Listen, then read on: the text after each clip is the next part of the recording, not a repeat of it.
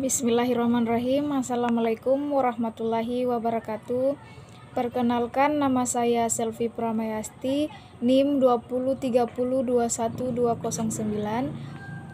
Saya dari Prodi Matematika Fakultas Sains dan Teknologi Universitas 19 November Kolaka, Kampus B, Buton Tengah. Di sini saya akan mempresentasikan hasil karya ilmiah saya. Adapun judulnya Pemanfaatan Sampah. Sampah merupakan setumpuk limbah yang menimbulkan aroma bau busuk yang sangat menyengat. Dalam kehidupan sehari-hari, sampah diartikan sebagai material sisa yang tidak diinginkan setelah berakhirnya suatu proses. Sampah adalah zat kimia, energi atau makhluk hidup yang mempunyai nilai guna dan cenderung merusak dan bisa disebut sebagai benda yang telah habis manfaatnya. Pun macam-macam sampah. Dari segi proses atau sifat penguraiannya, sampah ada dua macam, yaitu pertama, sampah organik atau dry blood. Sampah organik adalah sampah yang diuraikan oleh tanah, misalnya dedaunan, sekam padi, kertas, sampah dapur, dan lain-lain. Yang kedua, sampah anorganik atau undriable. Sampah ini merupakan sampah yang sulit diuraikan oleh tanah, misalnya plastik, botol kaca, besi, dan lain-lain. Sedangkan berdasarkan sumbernya, sampah terbagi menjadi sampah alam, sampah manusia, sampah konsumsi, sampah nuklir, sampah industri, dan sampah pertambangan. Adapun dampak negatif dari sampah bagi lingkungan adalah sampah dapat berada pada setiap fase materi, yaitu fase padat, cair atau gas. Ketika dilepaskan dalam dua fase, yaitu cair dan gas.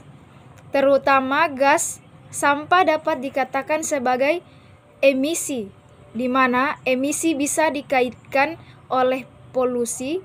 Sampah masuk ke dalam lingkungan atau ke air, ke udara, dan ke tanah, maka kualitas lingkungan akan menurun. Peristiwa masuknya sampah ke lingkungan inilah yang dikenal sebagai peristiwa pencemaran lingkungan PAISMI. Yang keempat, cara mengatasi masalah sampah di Indonesia. Adapun 4 prinsip yang digunakan dalam mengatasi masalah sampah di Indonesia. Yang pertama, reduce atau mengurangi. Sebisa mungkin lakukan minimalisasi barang atau material yang kita pergunakan, makin banyak sampah yang dihasilkan. 2. Reuse atau memakai kembali. Kita sebisa mungkin pilih barang-barang yang bisa dipakai kembali atau hindari pemakaian barang-barang yang disposable atau sekali pakai, di mana hal ini dapat memperpanjang waktu pemakaian barang sebelum ia menjadi sampah. Ketiga, recycle atau mendaur ulang, di mana sebisa mungkin barang-barang yang tidak berguna lagi bisa didaur ulang. Tidak semua barang yang bisa didaur ulang, namun saat ini sudah banyak industri non-formal dan industri rumah tangga yang memanfaatkan sampah menjadi barang lain. Yang keempat, replace, meneliti barang yang kita pakai sehari-hari. Gantilah barang-barang yang bisa dipakai sekali dengan barang yang lebih tahan lama.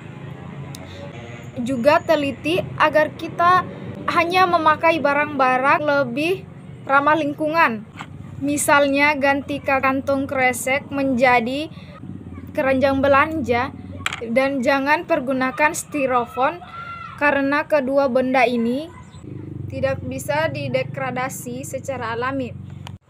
Salah satu solusi mengatasi sampah adalah dilakukan proses daur ulang sehingga sampah tersebut dapat bermanfaat kembali dan dapat memberikan nilai ekonomis yang cukup tinggi. Karena di Indonesia sudah cukup banyak sampah sampah plastik menduduki peringkat kedua sebesar 5,4 juta ton per tahun atau 14% dari total produksi sampah. Dengan demikian, plastik telah mampu menggeser sampah jenis kertas yang tadinya di peringkat kedua menjadi peringkat ketiga dengan jumlah 3,6 juta ton per tahun atau 9% dari jumlah total produksi sampah.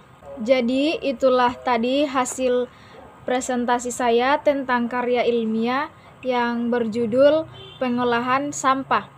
Lebih dan kurangnya mohon dimaafkan. Wabillahi taufik wal hidayah. Wassalamualaikum warahmatullahi wabarakatuh.